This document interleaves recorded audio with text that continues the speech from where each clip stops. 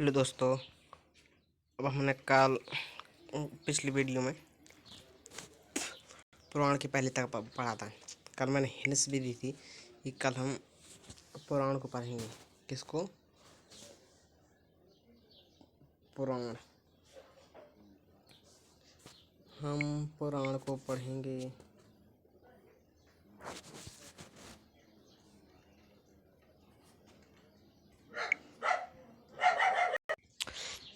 भारतीय ऐतिहासिक कथाओं का सबसे अच्छा क्रमबद्ध विवरण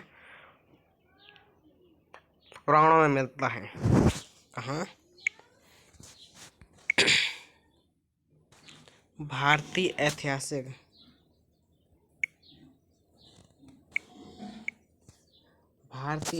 कौन सी कथाएं? भारतीय ऐतिहासिक कथाएं।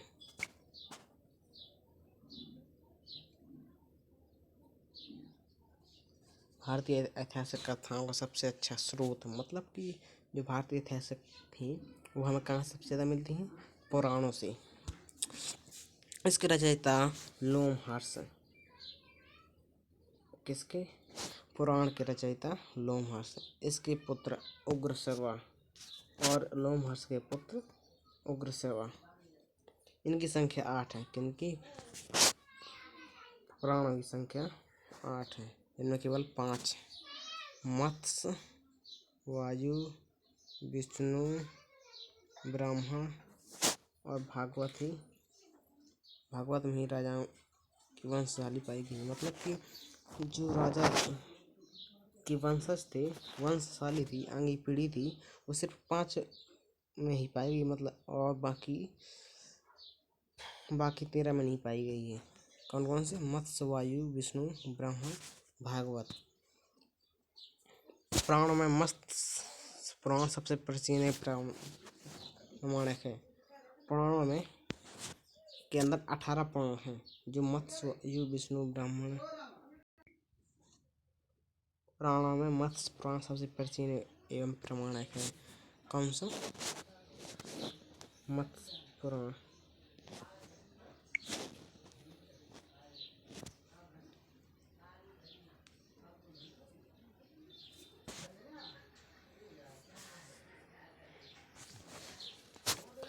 अधिकतर पुराण सरल संस्कृत श्लोक में लिखे गए हैं। पुराण का किस में लिखे गए? सरल संस्कृत श्लोक। स्त्रियां और शूद्र जिन्हें वेद पढ़ने की अनुमति नहीं है को, जो औरतें होती हैं और शूद्र राही, उन्हें वेद पढ़ने की अनुमति नहीं है। ऐसा करने से वहाँ उस राज्य, उस क्षेत्र अशुद्ध हो जाता। यदि स्त्रियां और शूद्र पढ़ लें वेद, वे भी पुराण सुन सकते हैं, लेकिन उन्हें सुनने भर की अनुमति है, पढ़ नहीं सकते, केवल सुन सकते हैं। पुराणों का पाठ पुजारी मंदिरों में किया करते थे।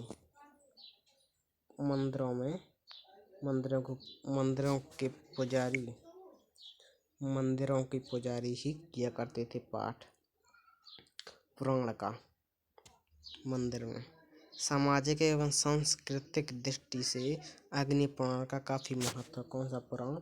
अग्नि पुराण का काफी महत्व है। कहाँ? सामाजिक एवं सांस्कृतिक दृष्टि से, जिसमें राजतंत्र के साथ साथ कृषि संबंधी विवरण दिए गए हैं। जिसमें राजतंत्र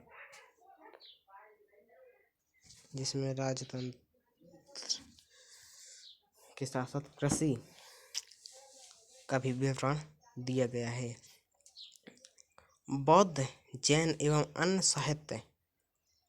बौद्ध क्या?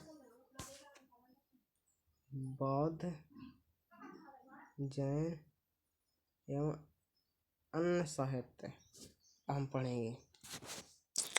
जातक में बुद्ध की पूर्व जन्म की कहानी वर्णित है। जातक जो वो है, क्या है? जातक एक वो है, किताब है, जिसमें बुद्ध की पूर्व जन्म की कहानी, जो महात्मा बुद्ध थे उसके पूर्व जन्म की कहानी बताई जाती है जातक में। यदि जातक आप पढ़ेंगे तो उसमें पूर्व जन्म की कहानी मिल जाएगी। हीनयान का प्रमुख ग्रंथ कथा वस्तु है। हीनयान किसका? हीनयान का प्रमुख ग्रंथ कथा वस्तु। जैसे महात्मा बुद्ध का जीवन चरित्र अनेक कथाओं के साथ वर्णित है। कथा वस्तु में क्या है?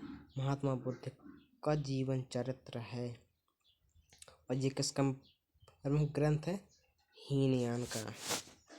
महात्मा बुद्ध का जीवन चरित्र वर्णित है। जैन साहित्य को आगम कहा जाता है। जैन साहित्य था उसको आगम कहा जाता है। जैन धर्म का प्रारंभिक इतिहास कल्पसूत्र है। जैन धर्म का ऐतिहासिक इतिहास कल्पसूत्र से ज्ञात हुआ है।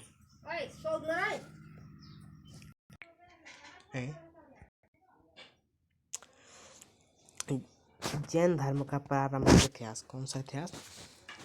प्रारंभिक इतिहास कल्पसूत्र है।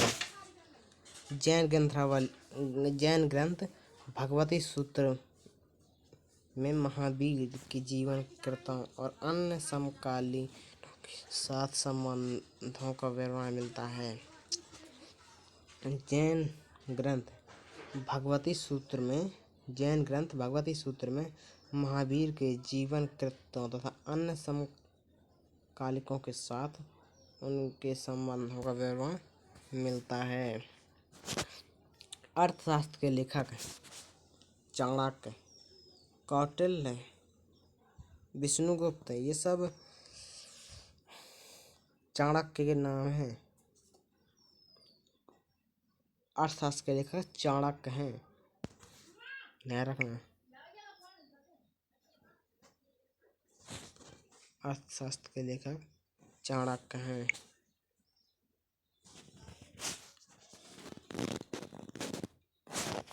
ये 15 अधिकारों एवं 180 कितने 15 अधिकारों एवं 180 प्रकरणों में विभाजित है। इसमें मौर्यकालीन इतिहास की जानकारी प्राप्त होती है। किसमें? अर्थशास्त्र में। मौर्यकालीन चंद्रगुप्त मौर्यकालीन इतिहास की जानकारी प्राप्त होती है। अनुवादक सामशास्त्री। इसके अनुवादक कौन से हैं? सामशास्त्री हैं, अर्थशास्त्री अनुवादक। समझे? संस्कृत साहित्य में ऐतिहासिक घटना को क्रमबद्ध लिखने का सर्वप्रथम प्रयास अल्लाहण के द्वारा किया गया था। अल्लाहण द्वारा रचित पुस्तक राजतरंगिणी। किसके द्वारा? अल्लाहण द्वारा रचित पुस्तक राजतरंगिणी, जो राजाओं की नदी कहा जाता है। जैसे इस ग्रंथ में 8 सर्ग हैं जिन्हें तरंगों की संज्ञा दी गई थी। किन्हें? 8 सर्गों को तरंगों की संज्ञा दी गई थी।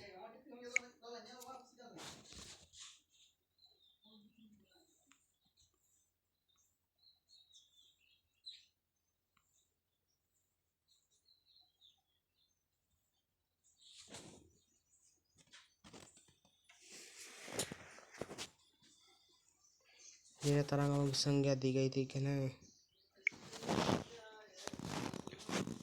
इसमें प्रारंभ से लेकर 12वीं सदी तक 12वीं सदी तक के कश्मीर के शासकों का वर्णन है। मतलब कि राजतरंगिणी, राजाओं की नदी, राजतरंगिणी जो पुस्तक है उसमें प्रारंभ से लेकर 12वीं सदी तक के कश्मीर के शासक, 12वीं सदी तक कश्मीर में जो राजा थे उनका वर्णन हुआ है। अरबों की सिंध विजय एवं वृत्तांत चचनाम। अरब की सिंध विजय का वृत्तांत चचनाम। लेखक अली अहमद, जिसके लेखक अली अहमद हैं, में सुरक्षित है। सिंध विजय का वृत्तांत चचनाम में सुरक्षित है। अष्टाध्यायी संस्कृत व्याकरण की प्रथम पुस्तक। अष्टाध्यायी संस्कृत भाषा की व्याकरण की प्रथम पुस्तक के लेखक पाणिनि हैं। इसमें मौर्य के पहले का इतिहास था। चंद्रगुप्त मौर्य है, इसके पहले का इतिहास है इसमें, किसमें? पाणिनि में। और मौर्य युगीन राजनैतिक अवस्था की जानकारी प्राप्त होती है। अष्टाध्यायी पहली बार लिपि शब्द का प्रयोग हुआ था। अष्टाध्यायी जो पुस्तक है उसमें लिपि का प्रयोग हुआ था, जो कि सबसे पहले हुआ था। कात्यायन की गार्गी संहिता का ज्योतिष ग्रंथ है। कात्यायन जो कात्यायन ग्रंथ है, गार्गी संहिता के ज्योतिषी का। गार्गी संहिता एक ज्योतिषी ग्रंथ है, मतलब गार्गी संहिता का एक पहला ज्योतिषी ग्रंथ है। कौन सा? कात्यायन। फिर भी इसमें भारत पर होने वाली यवन आक्रमण का उल्लेख मिलता है। कौन से? भारत पर होने वाले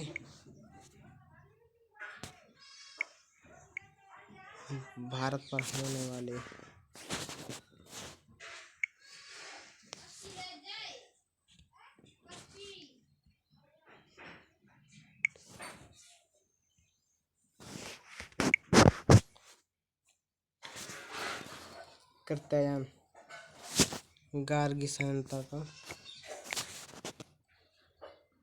पहला ज्योतिष ग्रंथ है। फिर इसमें भारत पर होने वाले यवन आक्रमण का उल्लेख मिलता है। पतंजलि पुष्यमित्र शुंग के पुरोहित थे। कौन से? पतंजलि जो अभी चल रहा पतंजलि, पुष्यमित्र शुंग के पुरोहित थे। इनके महासभ्य के संघों के इतिहास का पता चलता है।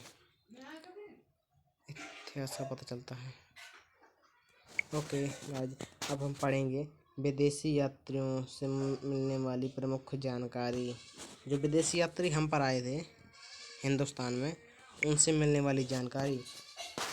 पहले हैं यूनानी रोमन लेखक। सबसे पहले इसका पहला हिंट है टेसियम।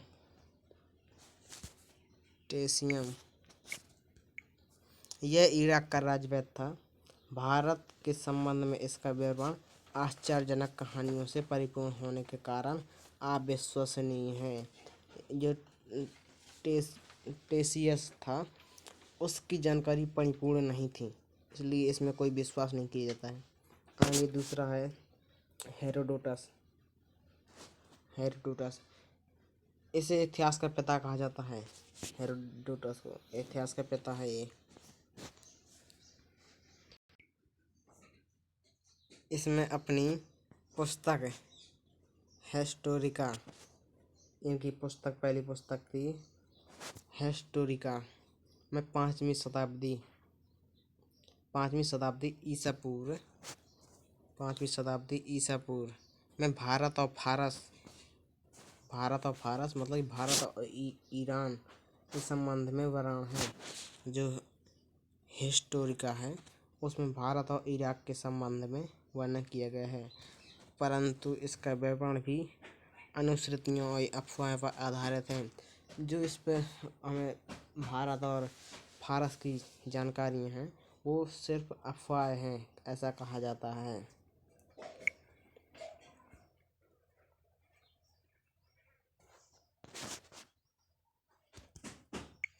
सिकंदर के साथ आने वाले लेखकों में नियार्कस अनेसिक्रिटस तथा अरिस्टोबुलस का विवरण अधिक प्रामाणिक है और विश्वसनीय है।